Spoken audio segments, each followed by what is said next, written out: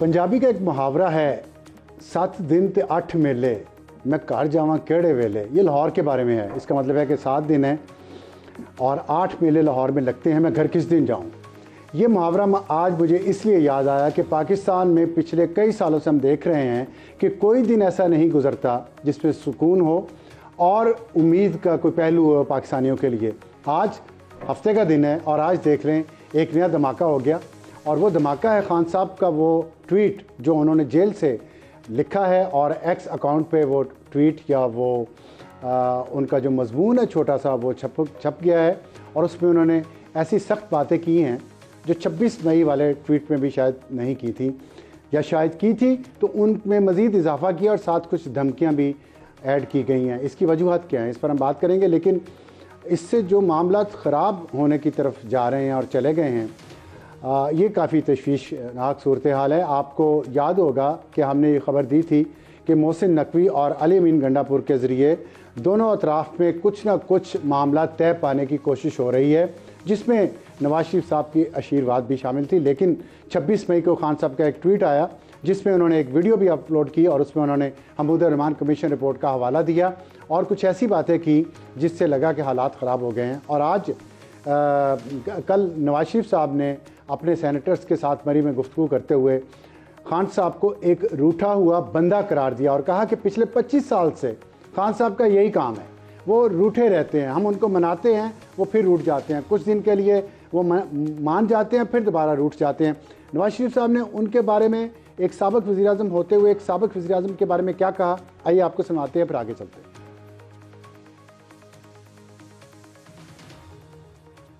आप हमें ताना देते हैं, डेमोक्रेसी को खुद आपने तबाह बर्बाद किया इस मुल्क के अंदर, आप हमें मुजरिम ठहराते हैं। हम तो आपके घर चल के गए थे, लेकिन आप तो हमेशा एक रूठे हुए बंदे की तरह से शुरू से ही यही रवैया है, मैं ये कर दूंगा, मैं वो कर दूंगा, तुम्हें जेल में डालूंगा, मैं तुम्हें नहीं छोड़ूंगा, नवाज शरीफ के कमरे से मैं एयर कंडीशनर उतार लूंगा। अब तुम जेल में हो, मेरा तो कभी ध्यान भी नहीं किया तुम्हारे एयर कंडीशनर की तरफ, एक की बजाय 2 लगवा लो, मुझे कोई इतराज नहीं है।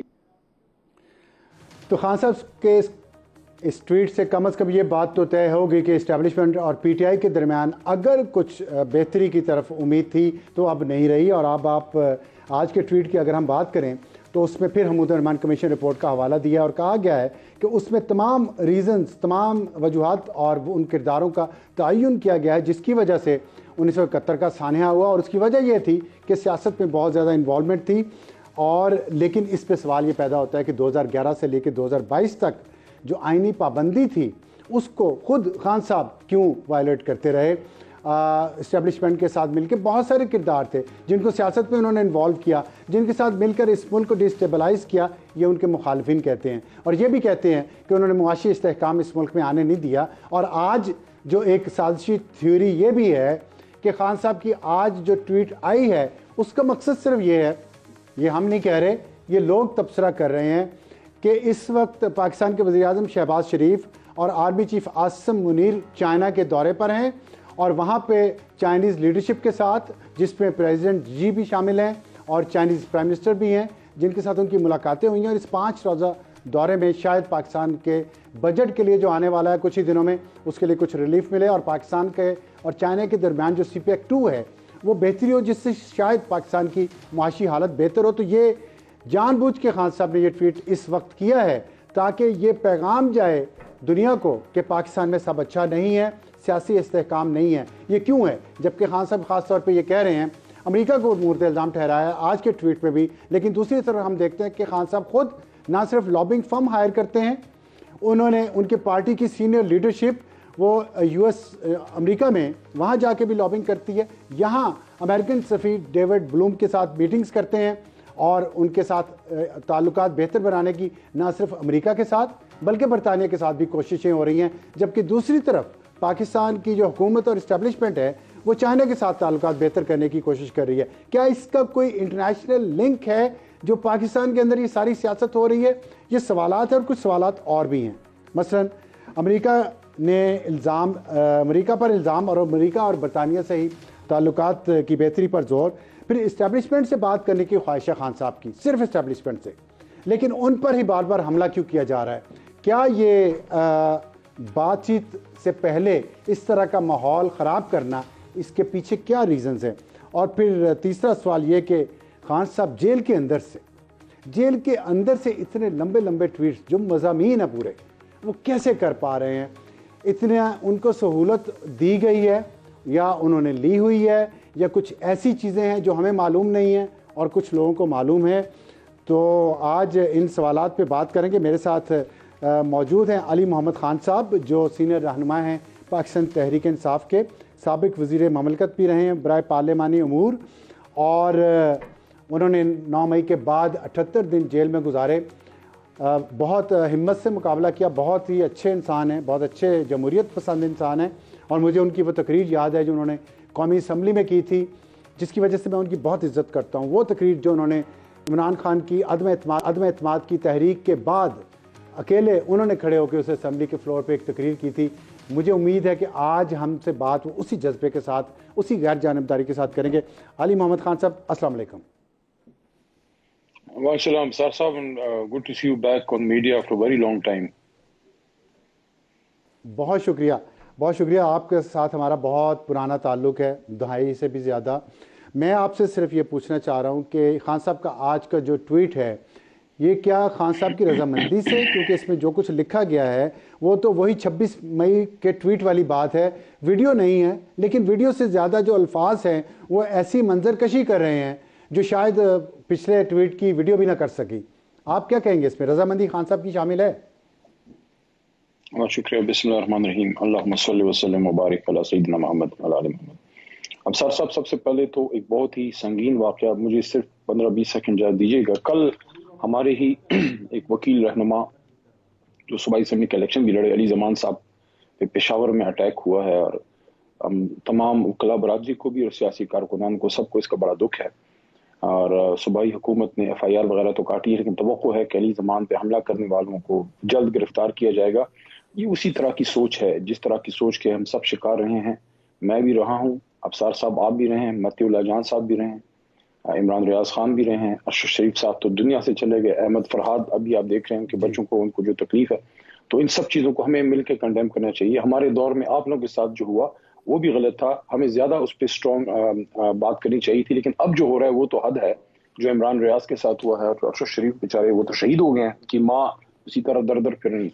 بہرحال جی، آپ کے سوال کی طرف آتا ہوں۔ دیکھیے، یہ جو ٹویٹ عمران خان صاحب نے آج کی ہے، آج تو میری ملاقات نہیں ہوئی تو لیکن یہ ہے کہ خان صاحب نے اس کی اونرشپ لی ہے اور پولیٹیکل ایسپیکٹ پہ بات کی ہے، اور یہی ایک کنسیڈرڈ اوپینین ہے۔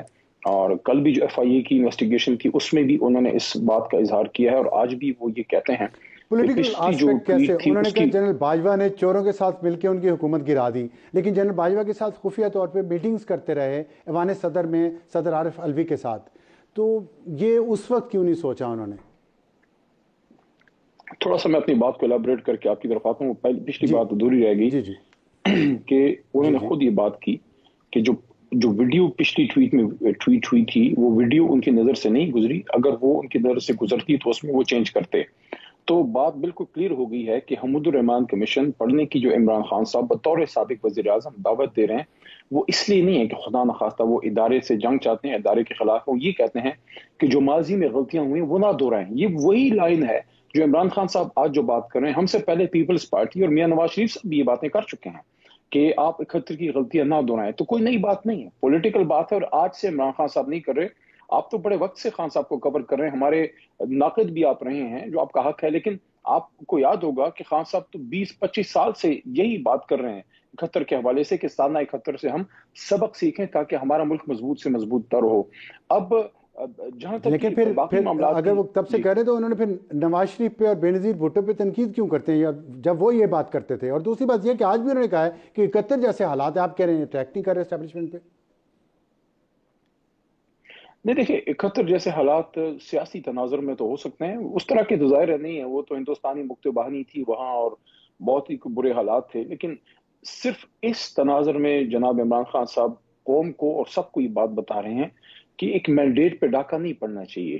میاں صاحب کے ساتھ اگر ماضی میں ہوا ہے وہ بھی غلط ہے، اگر بی بی محترمہ بے نظیر صاحبہ کے ساتھ ہوا، ان کے خلاف جب IGI بنائی، آپ دیکھیے، آپ کے تو سامنے ابصار صاحب یہ سارا کچھ ہوا ہے کہ بی بی صاحبہ کے مینڈیٹ کو توڑنے کے لیے IGI بنی، اور وہ ساری چیزیں ایکسیپٹڈ ہیں کس طرح پیسے چلے، وہ تو سارا آپ نے کیس میں جو سپریم کورٹ میں چلا تھا، میں یہ سمجھتا ہوں دیکھیے اور پھر چارٹر آف ڈیموکریسی ہوا لیکن 2011 سے 22 دیکھیے میں آپ کے سامنے ایک ایسا نقطہ رکھنا چاہتا ہوں، دو نکات ہیں، اگر اس پہ کوئی آج بھی عمل کر لے، میں تو ایک سیاسی کارکن ہوں، میری جدوجہد تو جاری رہے گی۔ ایک خان صاحب سے ملاقات میں ایک بات انہوں نے کی تھی، اور ایک ابھی اسمبلی میں واپس آنے کے بعد جو میری پہلی سپیچ ابھی میں نے کی ہے اس میں نے بات کی۔ خان صاحب سے جب گفتگو ہوئی، یہ فروری میں ایک ملاقات میری ہوئی تھی، 3-4 دفعہ میں ملا ہوں جیل میں، اس میں انہوں نے ٹروتھ اینڈ ریکنسیلیشن کمیشن کی بات کی، اور انہوں نے فتح مکہ ماڈل کی بات کی کہ حضور نبی کریم صلی اللہ علیہ وسلم نے کس طرح جو ہے وہ اپنی امت کو، قوم کو لے کے گئے، اور پھر انہوں نے یہ کہا، مجھے کہا، اور اس ملاقات میں سردار لطیف کھوسا تھے، اس میں عامر ڈوگر صاحب ہمارے چیف وپ صاحب تھے، خان صاحب نے یہ کہا کہ دیکھیے اس ماڈل کو لے کے دنیا نے ترقی کی ہے، اپنی غلطیوں سے سیکھا ہے، اور پھر انہوں نے مثال دی نیلسن منڈیلا کی ٹروتھ اینڈ ریکنسیلیشن کمیشن کی کہ ہم سچ بولیں، ریکنسیلیشن تب ہوگی جب ہم سچ بولیں گے، جب تک سچ نہیں بولیں گے ہم سب سچ بولیں، میاں صاحب بھی بولیں، ہم بھی بولیں۔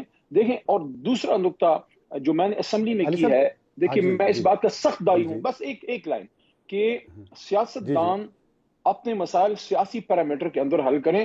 قومی اسمبلی میں نے یہ بات کی کہ اسپیکر انیشیٹو لے، یہاں پہ جو بات ہونی ہے وہ کرے، تاکہ سپریم کورٹ یا اسٹیبلشمنٹ کی ضرورت نہ پڑے مسائل کے حل کے لیے، جب تک ہم سیاسی فورسز بیٹھ کے مسائل کا حل نہیں نکالیں گے۔ اور اس میں عمران خان صاحب میں آپ کی اس بات سے مکمل اتفاق کرتا ہوں، لیکن یہ بات خان صاحب کو کیوں نہیں سمجھ آ رہی؟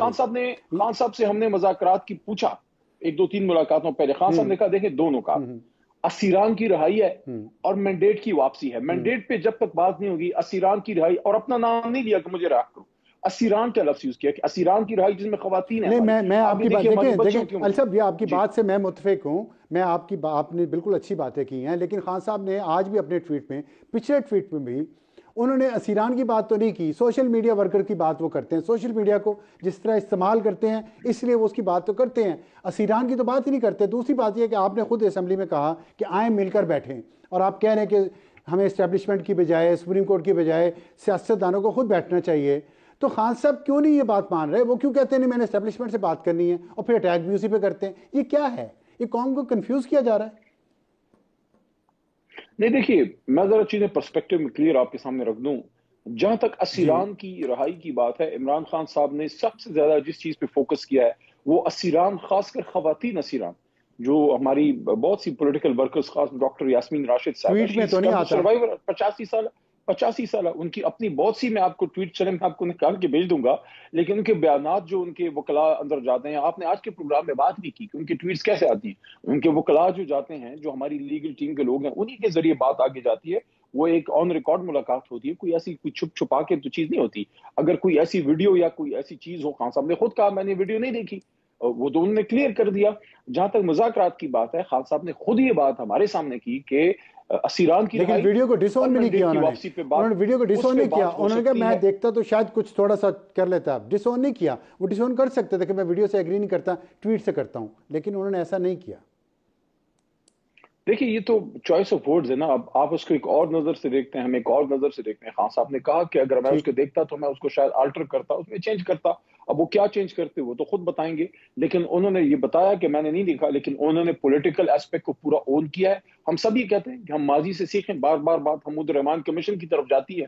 حمود الرحمان کمیشن میں جو چیزیں ہیں جس سے ہم سیکھ سکتے ہیں، اپنے پولیٹیکل سسٹم کو ٹھیک کر سکتے ہیں۔ دیکھیے آج آپ نے میاں صاحب کی آپ نے بات بھی سنائی ہمیں شاید پروگرام شروع میں، میاں صاحب کا آج جو ان کا انٹرویو چلا ہے، میں نے اس کے کچھ کلپس دیکھے ہیں، میاں صاحب بھی دو متضاد رائے کے اندر وہ سفر کر رہے ہیں۔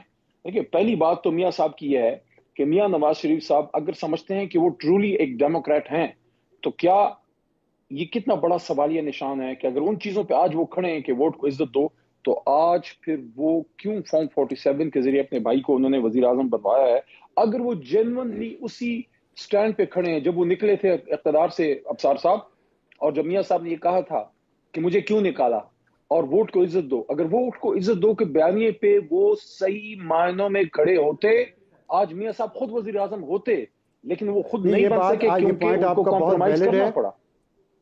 یہ پوائنٹ آپ کا ویلڈ ہے، اور ہم پوچھیں گے، طلال چودھری ہمیں جوائن کریں گے تھوڑی دیر بعد، لیکن میں آپ سے ایک سوال اسی ریفرنس سے پوچھنا چاہتا ہوں کہ چلیں میاں صاحب نے جو بات کی ہے روٹھے ہوئے بندے کے بارے میں، جو خان صاحب کو کہہ رہے ہیں روٹے ہوئے بندے ہیں, 25 سال سے یہ روٹے ہوئے ہیں, میں بنی گالا بھی گیا, میں فلانا جگہ بھی گیا, اور ہمیں اطلاع ہے کہ جو علی امین گنڈا پور صاحب اور محسن نقوی صاحب کے درمیان جو بات چیت شروع ہوئی اس میں نواز شریف صاحب نے اپنا کانسنٹ دیا تھا کہ ٹھیک ہے معاملات کہیں بہتری کی طرف جا سکتے ہیں, بیٹھ کے بات کرنے میں تو لے جائیں. تو پھر خان صاحب پھر کیوں واپس یہی کام کر رہے ہیں؟ کیوں وہ اس بات پہ وہ کیوں روٹھے ہوئے شخص کیوں ہیں, روٹھے ہوئے بندے کیوں ہیں؟ اس ملک نے انہیں کیا نہیں دیا جو اتنا روٹھے ہوئے ہیں کہ معیشت کو ٹھیک نہیں ہونے دے رہے؟ آخری سوال ہے آپ سے.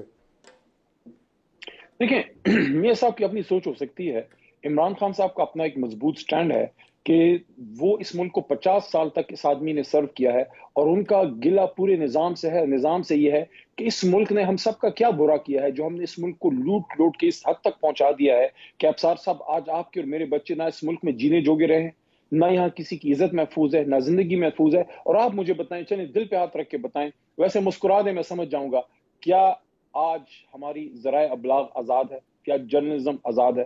کیا میڈیا آزاد ہے؟ کیا سیاسی کارکن آزاد ہے؟ دل پہ ہاتھ رکھ کے مسکرا کے بتا رہا ہوں کہ نہیں آزاد, لیکن تو پہلے بھی آزاد نہیں تھی. یہ بھی آپ دل پہ ہاتھ رکھ کے کہیں تو جو غلطیاں ہوتی ہیں ان کا خمیازہ بھگتنا پڑتا ہے. غلطیوں کا میں نے کہہ دیا, میں نے دل پہ ہاتھ رکھ کے کہا کہ نہیں ہے, لیکن پہلے بھی نہیں تھی. ہمارے آئیڈیل سچویشن تو نہیں ہے نا, پیدا کریں. یہ تو ہم کہہ رہے ہیں کہ سیاستدان آئیڈیل سچویشن پیدا کریں, بیٹھیں آپس میں. تو اس میں ہم نے صرف امریکہ سے بات کرنی ہے, پھر آگے کیسے بڑھیں؟ ٹھیک, میرے خیال میں وقت بھی کم ہے. کل میں نے قومی اسمبلی میں, آپ کو میں بھیج دوں گا, اگر آپ چلا سکتے ہیں چلا لیجیے اپنے شو پہ, ویسے میڈیا نے کور کیا ہے. کل میں نے قومی اسمبلی میں یہی بات کی ہے کہ عمران خان صاحب کے سیل کی تصاویر نکال کے ہم نے کیا ثابت کیا ہے دنیا کو, کیا بتانے کی کوشش, یہ بتانے کی کوشش کی ہے کہ سابق وزیر اعظم کو ایک کو ہم نے پھانسی چڑھایا بھٹو کو, دوسری کو ہم نے روڈ پہ وہ شہید ہو گئی, تیسرے کو ہتھکڑی ڈال کے مشرف نے ملک سے باہر بھیجا, اور چوتھا 4 گولیاں کھا کے ایک ڈیتھ سیل میں پڑا ہوا ہے. یہ دنیا کو بتا رہے ہیں کہ ہم ڈیموکریٹس ہیں, لیکن 25 کروڑ کے ملک کے وزیر اعظم کی یہ عزت ہے. میں یہ نہیں کہہ رہا عمران خان, میں سابق وزیر اعظم کو آپ نے ایک ایسی جگہ رکھا ہوا ہے, یہ جو ہم کرتے ہیں, اور میں یہ نہیں ڈیفینڈ کر رہا ہمارے دور میں اگر کسی کے ساتھ غلط ہوا ہے, لیکن when will we learn. علی محمد خان صاحب بہت شکریہ, بہت مزہ ہے آپ سے بات کرنے کا. ہو گیا, بریک لیتے ہیں, بریک کے بعد دوبارہ بات کریں گے.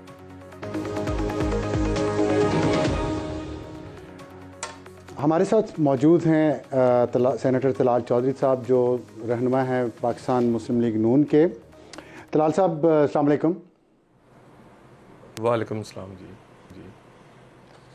آپ نے بھی ظاہرہ بہت مشکل وقت گزارا. ابھی میں علی محمد خان صاحب سے بات کر رہا تھا, انہوں نے بھی مشکل وقت گزارا. آپ کو 5 سال کے لیے نااہل قرار دیا گیا, وہ جیل میں رہ کے آئے ہیں.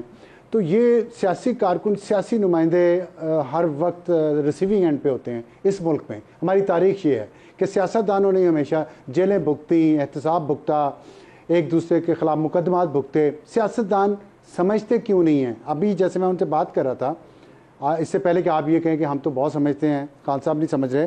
انہوں نے کہا کہ کیسز ہیں. خان صاحب نے کہا 2 چیزیں ہیں, کیسز ہمارے خلاف ختم کیے جائیں اور جو مینڈیٹ ہمارا چرایا گیا وہ واپس دیا جائے.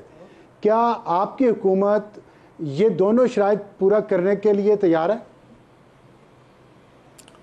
بسم اللہ الرحمن الرحیم. سب سے پہلے تو آپ کو بہت بہت مبارکباد, اور آپ نے بھی بہت ہی مشکل وقت دیکھا ہے. صرف آف ایئر نہیں ہوئے آپ, بلکہ آپ تو زندگی بھی آپ کی دو پہ لگی اور بہت ایک آپ پہ حملہ ہوا.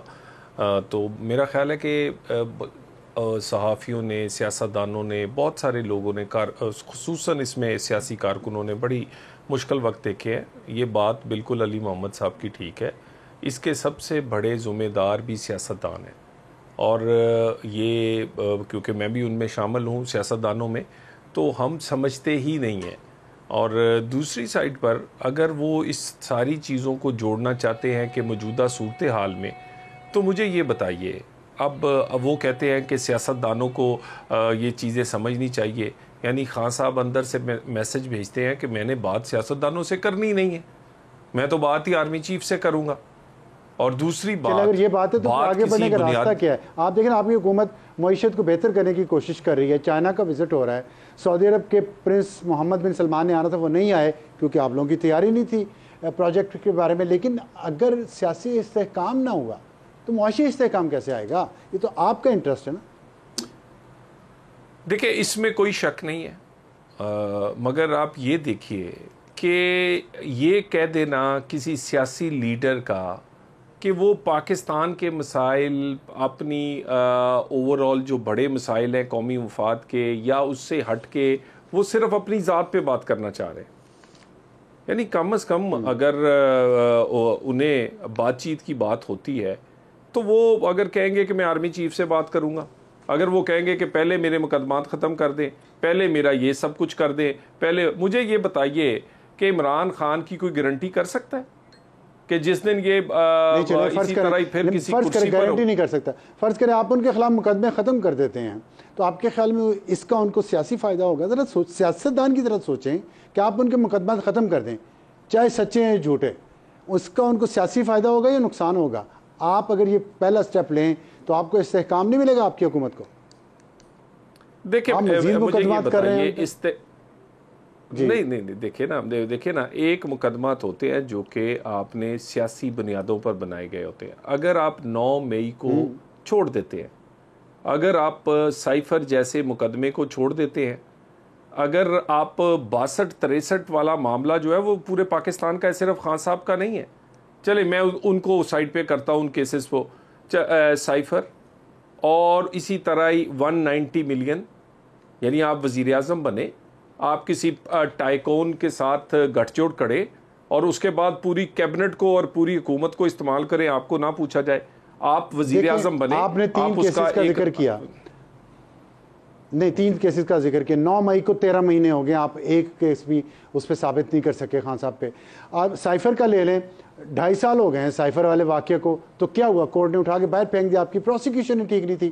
تیسرا کیس 190 ملین پاؤنڈ کا جو آپ بات کر رہے ہیں, آگے کیسے بڑھیں گے؟ مطلب آپ حکومت بھی کرنا چاہتے ہیں, معیشت کو بہتر بھی کرنا چاہتے ہیں, لیکن کچھ کر بھی نہیں پا رہے. آپ نہیں سمجھتے آپ پھنس گئے ہیں؟ دیکھیں وہ مجھے یہ بتائیے کہ 9 مئی کا معاملہ آپ کہہ رہے ہیں کیمروں کے سامنے ہوا, لوگوں نے دیکھا, صحیح ہے پروسیکیوشن کی بھی غلطیاں ہوں گی, انویسٹیگیشن کی بھی کہیں ہوں گی, لیکن کیا نظام انصاف جو ہے وہ 100% ٹھیک چل رہا ہے؟ کیا سائفر کو ٹیکنیکل بنیادوں پہ نہیں دیکھیں, کیا سائفر کو ٹیکنیکل بنیادوں پر عمران کو فائدہ نہیں دیا گیا؟ ٹیکنیکل پروسیکیوشن کی غلطی ہے نا, ٹیکنیکل بنیاد تو خالی نہیں تھی. دیکھیں میں ذرا اسے اوور آل دیکھیے, گزارش یہ ہے, کچھ مقدمات تو ایسے ہیں جو کہ سیاسی کارکنوں پہ بنتے رہے, میرا خیال درجنوں میرے پہ شاید آج بھی ہوں, اور کہ کسی جلوس کے ہیں, کسی جلسے کے ہیں, نہیں کسی جلوس کے ہیں, کسی جلسے کے ہیں, کسی تقریر کے ہیں, کسی چھوٹی موٹی اور وجوہات پہ ہے, اس پہ تو بات ہو سکتی ہے. لیکن اگر آپ یہ کہیں کہ نہ حلف کی خلاف ورزی کو پوچھا جائے, نہ آپ 190 ملین کو پرسو کرنا چھوڑتے ہیں, 9 مئی کو کرنا چھوڑ دیں, تو یہ کوئی نئی صوبہ کا آغاز ہو جائے گا. میں کہتا ہوں چلے رزلٹ بھی تو نتائج چلے ایک منٹ, میں آپ سے پوچھ رہا ہوں, آپ بہت ہی ایکسپرٹ آدمی, دیانتداری سے میرا خیال جواب, مجھے یہ بتائیے, سب کچھ چھوڑ دیتے ہیں, عمران خان کی کوئی گارنٹی اس پاکستان میں دے سکتا ہے کہ وہ کسی اصول پہ چلے گا؟ وہ میری بات سنیں, جی نہیں میں یہی کہہ رہا ہوں, کوئی گارنٹی کر سکتا ہے؟ کوئی گارنٹی کر سکتا ہے یعنی کہ وہ آ کے ہاتھ ملائے گا, وہ بات کرے گا؟ آپ مجھ سے الٹا انٹرویو کر رہے ہیں. دیکھیں میں تو بات کروں سیاست کی, گارنٹی کوئی دے نہ دے, آپ نے سیاست کیا کی؟ میں تو صرف یہ جاننا چاہ رہا ہوں کہ آپ اتنے عرصے سے کچھ ثابت نہیں کر سکے, ان کے خلاف فیصلے آ گئے جو بالکل کمزور تھے, جس کا انہیں سیاسی فائدہ ہو گیا, قانونی نقصان کوئی نہیں ہوا, تو آپ یہ کیوں نہیں سوچتے کہ آپ بھی اسی طرح کریں, کیسز وڈرا کر لیں؟ آپ نو کانفیڈنس موشن تو آپ نے وڈرا کی نہیں اس وقت, تو آپ کیسز وڈرا کر لیں, دیکھتے کیا ہوتا ہے. دیکھیے میری گزارش سنیں, ہم نے یہ ایک تو میں سمجھتا ہوں کہ عدالت پہ جو انہوں نے پریشر ڈالا ہے اور اپنا بیانیہ بنایا ہے, اس سے عدالت پہ پریشر ڈالنے سے ان کو پی ٹی آئی کو اور عمران خان کو فائدہ پہنچا ہے. ہم نے بھی یہ سوچ لیا ہے کہ یہ معاملات ایسے ہی چلیں گے, لیکن اس کے ساتھ ساتھ سٹیبلٹی, اس کے ساتھ ساتھ اکانومی بہتر کرنی, گورننس بہتر کرنی, ہمیں تینیں چیزیں کٹھی لے کے چلنی پڑیں گی. ایسے آئیڈیل حالات نہیں آئیں گے اس ملک میں ان سیاستدانوں کو. پریشر کی بات کی، بہت شکریہ آپ کا ہم سے بات کرنے کا. پریشر ہے، یہی خان صاحب نے سکھایا پوری قوم کو، پریشر ڈالو، جس پہ بھی ڈالو اس سے اپنی مرضی کا کام کروا لو. ایک بریک لیتے ہیں. کیسا حسین اتفاق یا بیوٹیفل ٹریجڈی آپ اس کو کہہ لیں کہ آج میرے پروگرام میں میرے تینوں مہمان علی محمد خان، طلال چودھری اور اب مفتاح اسماعیل صاحب، تینوں سیاسی نمائندے، سیاسی ورکر، سیاسی جماعتوں کے ممبران، تینوں نے اپنے اپنے دور میں جھوٹے کیسز کا سامنا کیا، قربانیاں دیں، اور یہ تعداد جو ہے ایسے لوگوں کی اس ملک میں بڑھتی جا رہی ہے. تو اس سے آپ اندازہ لگا لیں ہمارے ہاں سیاست میں آنا کتنا مشکل کام ہے، اور سیاست میں اس لیے آیا جاتا ہے کہ عوام کی خدمت کی جائے، تو عوام کی خدمت کرنا کتنا مشکل کام ہے. یہ ضرور یاد رکھیے گا، میں یہ بات آپ کو بار بار یاد کرواتا رہوں گا، اس کے باوجود کہ ہمارے سیاستدان اس طرح ڈیلیور نہیں کر پا رہے جس طرح انہیں کرنا چاہیے اور جو ان کی ذمہ داری بھی ہے. تو ہمیں جوائن کیا مفتاح اسماعیل صاحب نے، سابق وزیر خزانہ ہیں، اور لیکن ان کو کام نہیں کرنے دیا گیا وزیر خزانہ کے طور پہ، کیونکہ پارٹی کے اندر سے ہی ان کی ٹانگ مسلسل کھینچی جاتی رہی، اور پاکستانی کے بارے میں یہ مشہور ہے کہ ایک دوسرے کی ٹانگ خود ہی کھینچتے ہیں. اس کے بعد ان پر ایک جھوٹا LNG ریفرنس دائر ہوا، جھوٹا تھا مکمل طور پہ. عزت دار آدمی کو، اس کی فیملی کو شرمندہ کیا گیا اتنے سالوں تک، اور پھر ان کو بریت ملی عزت سے، اور اب وہ ایک نئی جماعت شاید بنانے جا رہے ہیں، اور مسلم لیگ نون سے وہ مستعفی ہو چکے ہیں. ہم ان سے بات کریں گے آنے والے بجٹ پہ، کیونکہ بجٹ پہ لوگوں کی امیدیں بہت ہیں. شاید تنخواہ بڑھ جائے، شاید پینشن بڑھ جائے، شاید بجلی، گیس، پیٹرول کی قیمتیں کم ہو جائیں، شاید ان کی کچھ آمدنی بڑھ جائے اور ٹیکسز کم ہو جائیں. ہوتا کہ نہیں ہوتا؟ مفتاح اسماعیل صاحب، آپ کی کیا اس پہ ٹیک کیا ہے؟ سر ٹیکس کم ہونے کا تو چانس میرے خیال سے نہ ہی سمجھیں، لیکن امید ہے کہ تنخواہ دار طبقوں کے اوپر ٹیکس مزید بڑھے گا نہیں. لیکن مجھے ایسا لگ رہا ہے، میرا سسپیشن ایسا ہے کہ جو اوپر ترین والے بریکٹ میں ہیں ان کو شاید تھوڑی سی ٹیکس بڑھا دی جائے. اسی طرح پہلے حکومت نے کوشش کری تھی کہ جو 50,000 روپے سے ٹیکس شروع ہوتا ہے اس کو کم از کم 75,000 پہ لے آیا جائے، لیکن شاید وہ بھی ابھی بات نہیں بنی ہے، کیونکہ IMF نے کہا کہ یہ بتاؤ کہ اس کے عوض جو پیسے ہوں گے وہ کہاں سے آئیں گے، تو اس کا حکومت کے پاس جواب نہیں تھا. جو تنخواہیں، پینشن بڑھیں گی ہمارے ٹیکس میں، سر تنخواہیں یقیناً بڑھیں گی، پینشن بھی یقیناً بڑھے گی، 10% تو کم از کم بڑھے گی. خبر دے رہے ہیں کہ 15% بھی بڑھ جائے.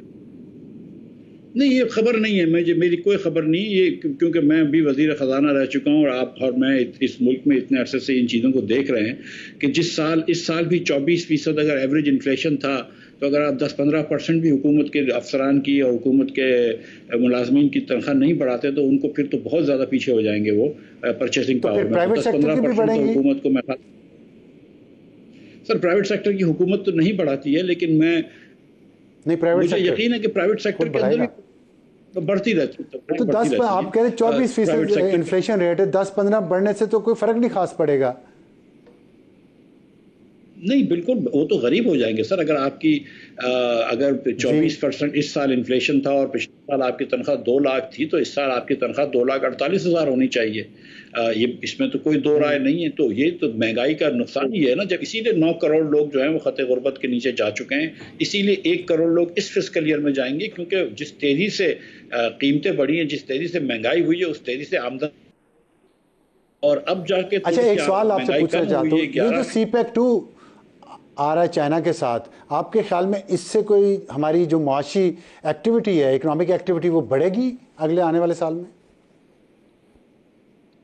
سر ایک تو اتنی چیزیں جو حکومت جس طرح کی بات کر رہی ہے اتنی چیزیں ہوں گی نہیں، اور جس 2-3 پروجیکٹس کی میں نے نشاندہی بھی کی تھی آج اخبار میں کہ اگر وہ خدا نخواستہ ہو جائیں گے تو بہت مشکل میں پھنس جائیں گے. اگر وہ جو نئی ٹرین کی بات کر رہے ہیں $7 بلین کی، وہ اگر ہم نے $7 بلین کا ایک اور قرض یا ایک روڈ کی بات کر رہے ہیں رائے سے تھاکوٹ کی، 2 بلین کا اس کا لون لے لیا، تو وہ تو واپس کرنے کے ہمارے پاس پیسے ہی نہیں ہیں. ہم یہ ایک تو پوری کی پوری چیز چائنا سے بنوا رہے ہیں، جو کہ ٹرین کم از کم ہم یہاں بنانے کی کوشش کر سکتے ہیں، اور ان پروجیکٹ سے تو ایک پیسہ ہم ڈالر جنریٹ نہیں کر میں بھی فیزیبل نہیں ہے. اچھا جو IMF کے ساتھ ہمارا معاہدہ ہونے جا رہا ہے، وہ ان دونوں پروجیکٹس کو، اور ہمارے ہاں جو مزید سخت کنڈیشنز بھی آئیں گی، ان 2 پروجیکٹ پہ بھی آبجیکشن کر سکتی ہے IMF؟ IMF تو سر اب بیسکلی اس وقت ہمیں یہ کہہ رہی ہے، جو میں نے سنا ہے، اس میں غلطی بھی ہو سکتی ہے میری، کہ جو اگلے 3 سال میں چائنا کو آپ نیٹ پیسے نہ دیں، تو اب ظاہر ہے کہ چائنا نے آپ کو 29 ارب روپے کا جو پروجیکٹس لگائے ہوئے ہیں، قرض ہے، انویسٹمنٹس ہے، تو اس کے پیسے کچھ نہ کچھ تو جائیں گے.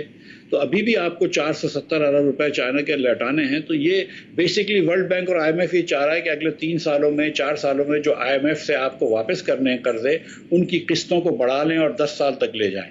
تو وہ ایک بڑی مشکل وہ ہے، پاکستان ایک مشکل میں ہے کہ ایک طرف امریکہ اور IMF کا پریشر ہے آپ کے اوپر کہ آپ رینیگوشیٹ کریں. جی تو پاکستان میں ایک مشکل حالت میں ہے جیسا کہ آپ نے سنا، اور لگتا ہے کہ آنے والے دنوں میں وہ کام ہوگا جس کی پاکستانی امید رکھتے ہیں، لیکن امید چھوڑنی نہیں چاہیے. آپ نے دیکھا کہ ہم نے سیاستدانوں سے بات کی آج، جن نمائندوں سے، وہ کسی نہ کسی ذاتی مشکلات کا، پروفیشنل مشکلات کا شکار رہے ہیں، لیکن پھر بھی سیاسی جماعتیں سمجھ نہیں رہی، ایک پیج پہ ساری نہیں آ رہی.